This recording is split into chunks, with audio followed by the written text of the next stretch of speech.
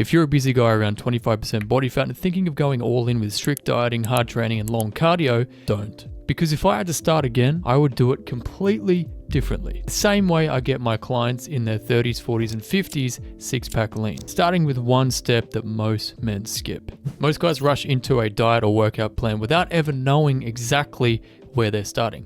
It might feel awkward now, but if you skip photos and you skip measurements and even a DEXA scan, you'll misjudge your progress later and likely feel down and out when the results aren't exactly what you were expecting. Because where you start ultimately becomes the baseline of comparing your progress. And you will thank yourself later when these visual changes start stacking up. So rip the band-aid off, face reality, and make sure you do this before implementing the next step. Most guys think losing 10 or 20 pounds will get them lean, but they still feel soft and confused when the belly is still there. So the chances are there is another 10 or 20 pounds that needs to go in order to reach somewhere between 15 to 11% body fat. It could even be another 20 pounds beyond that. It doesn't matter. But the fastest way to calculate your accurate body fat, weight, and timeline goals is to use my body fat calculator. I'll drop a link to it in the pinned comment and the description. So once you have your accurate goal, please do not make this next mistake, which backfires on most people. I wouldn't tell anyone that I am dieting or training for a specific goal. The moment you tell people, they're going to argue with you or try to give their uneducated experience and advice, even though they've probably done nothing themselves. So keep it quiet and just stay consistent to your plan, and then let your results speak louder than any words can say down the line. Focusing on your plan and keeping it quiet is going to help you build momentum and help you to focus on what actually works specifically for you without outside noise and criticism and opinions that just isn't going to help anybody or just cause you a headache and confusion. Focusing on what works for you will get rid of self-doubt. However, before you start that, you need to get this next thing dialed in first. I also would not start with a strict meal plan. Most guys wait months or even years thinking they need the perfect plan, but in doing so, this guarantees they will fall into a trap and binge. Instead, the simplest way to start, even today, is to start tracking what you already eat without judging yourself. Doing this is going to help you build awareness, learn the correct portion sizes, and how different foods affects your body, your mood, your energy, and your hunger. Plus the effects that that's going to have on the scale day to day and week to week when you're looking at the averages, which is what you should be looking at. And so once you understand exactly what is going on, all you need to do is then dial in just one meal at a time. Just pick one. It could be breakfast, lunch, or dinner. Pick one, get it perfect, dial it in, know the exact numbers on it, and once that becomes a routine and a habit, then you can focus on the next meal. And so when you become more aware of your nutrition, you need to also make sure you're not making this training mistake. If I was starting from scratch, I would keep my training volume very low. This means no 5-day bro splits and no hardcore 90-minute sweat sessions. Even start with just 30 minutes 2 to 3 times a week and focusing on full body workouts so that you can get your body conditioned faster to progress a little bit quicker without being extremely sore after every session. Then all you need to do is gradually increase your intensity over time so that you're not going to be overwhelming your body or unable to recover from too much training. And now when it comes to cardio, I have a different opinion. I see a lot of guys go out and order a Peloton or a treadmill or something like that, and they force themselves onto it for an hour a day, hoping this is going to fix everything. But that's like going from 0 to 100 overnight. The problem is once you are maxed out, there's really nowhere else to go. And then when motivation drops, everything drops. Also, cardio is very time consuming. So I would only do what you're prepared to repeat every day or every week. If that's just 10 to 15 minutes a day, then just stick to the 10 to 15 minutes.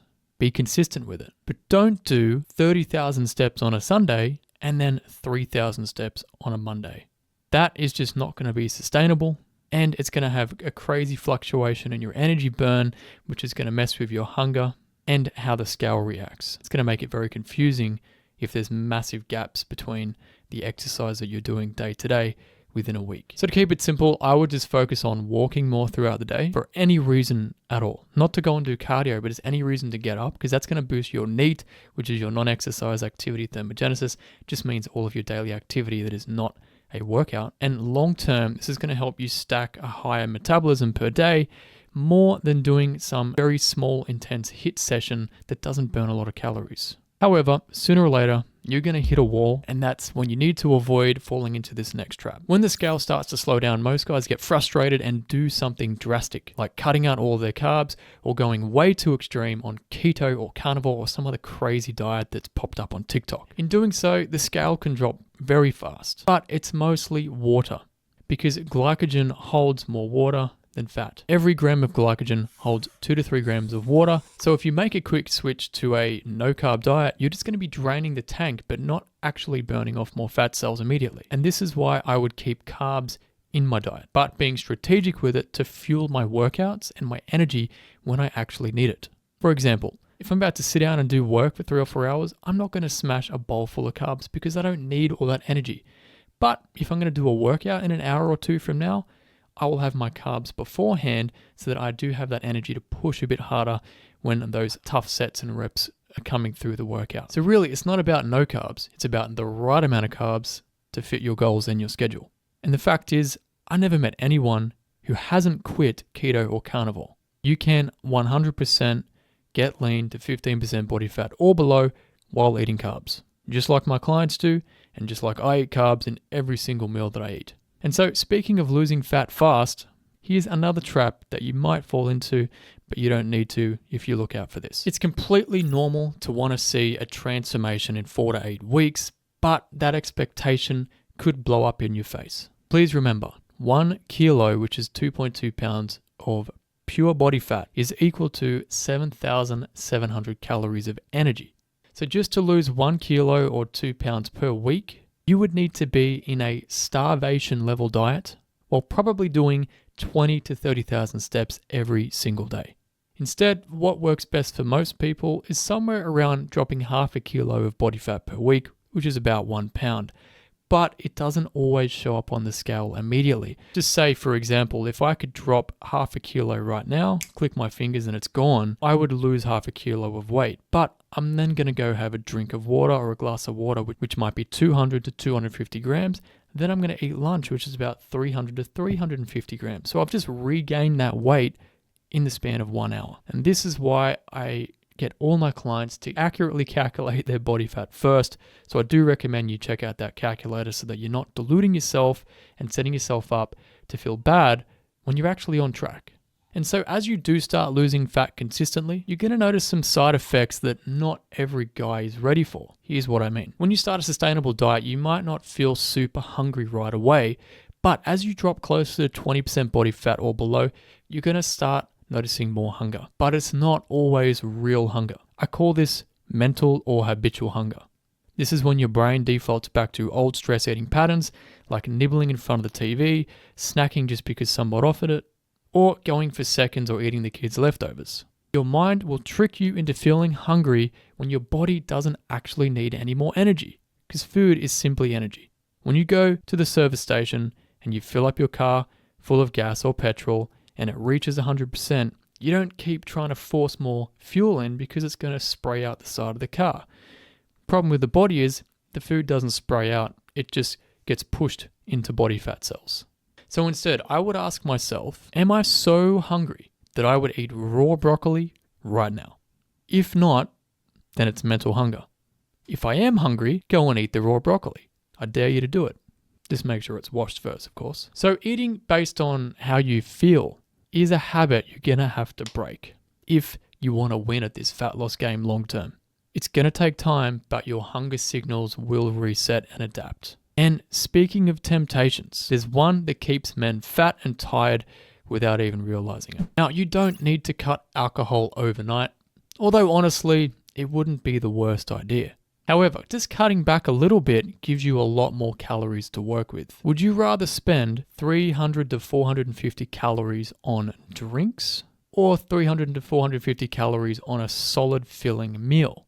I pick the meal every time. However, moderation is the key to this. Simply going from 10 drinks to 5 or 6 could save you as much as 800 to 1,000 calories that you can put back into your food without feeling like you've missed out because you're still factoring in a couple of drinks across the week. It's these little small improvements that compound over time that make you feel better and look better and actually have all the energy and nutrition that your body needs. Not to mention, drinking less alcohol will have a less impact on your sleep, meaning you're going to wake up feeling more refreshed, less dehydrated, and more mentally switched on. With that said, being too clean can cause problems, so make sure you avoid this next step. Unfortunately, it's common for guys to stretch themselves way too far out on the ultra clean diets, and then they fall into a binge trap.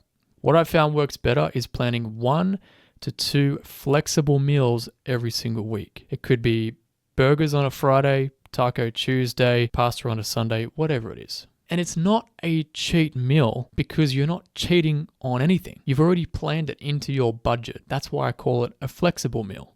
But please let me be very clear. I said a meal, not a whole day.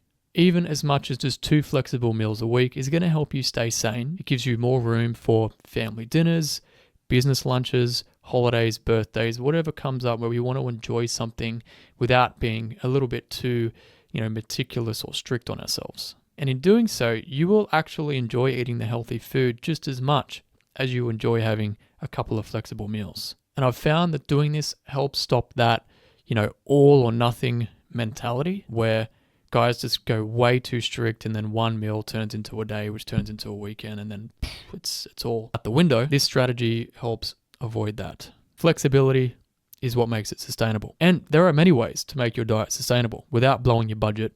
Here's a few ideas. So instead of wasting money on fat burners or overpriced greens powders or some other silly supplement, I would double down on high volume foods. Foods that are going to be rich in fiber and water that will fill you up for longer, making it easier to lose fat because you're minimizing those hunger hormones, which is called ghrelin. I like to think of it as like the little gremlin in our stomach that wants food. So how we suppress that is by eating more voluminous foods, which increases leptin, which is the hormone that tells our brain that, hey, we're good, we're full. So a few examples like berries, broccoli, carrots, zucchini, cucumbers, chickpeas, stuff that actually satisfies you, that is dense in nutrition, but it's not loaded with fat or sugar or sodium. But also be careful with baking foods and vegetables because it often dries them out, which reduces the water content and makes them less filling. This is why I often steam all of my vegetables, and I try to avoid dry carbs like your breads or pastries. But steaming your veggies and foods is going to help them keep the water content, and that will keep you fuller for longer. Ultimately, your gut health and being satisfied from your meals matters more than any supplement. But that doesn't mean that you won't get hit with this final issue that everyone is going to experience. I've seen guys struggle way too much because they think if this sucks, something must be wrong. However, discomfort, feeling some hunger, some cravings, that's all totally normal. I would actually plan for it so you don't panic if your body does react at certain times, particularly during stressful periods. There's going to be tough weeks. You're going to have work stress. You're going to have crappy sleep. Your kids might be waking up during the night. Someone might be sick. You might be sick, and that's just life. Don't be too hard on yourself, but don't give up either. Everyone experiences tough times, but it's these tough times that actually make us stronger and more resilient. If nobody experienced tough times, we would all be weak little pussies, otherwise known as snowflakes that melt under pressure. So a little hunger is a good sign that you're in a fat loss mode. If you're never hungry, I would argue you're probably not losing a lot of fat. It's part of the process, and it gets easier once your body and habits start to adapt to your new routine and you start adopting this new identity of who you are becoming and letting go of the old you that had the bad habits, that saw yourself as a struggling or someone who could never lose weight or not build muscle. That's the old you.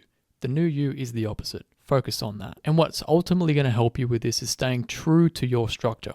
This is like the biggest issue I fix with most of my clients because they've been wasting months or years getting nowhere, even eating healthy and training every week, but they're missing out on the key data that shows them exactly what they need to fix to get more progress over the long term and actually maintain it. And this is why in my Business Body Blueprint, you get my exact biofeedback data tracker that connects all the dots across your diet, your training, and your recovery so you can see what is going on day to day and week to week. Then you can make the little tweaks and changes to sustain a fat loss phase that will get you to that 15% body fat or below. It's basically like cracking your own code to get and stay lean. To learn more about it, tap the link in the description right below this video. Then go watch this video where I'll share with you everything I wish I knew before I lost my belly fat.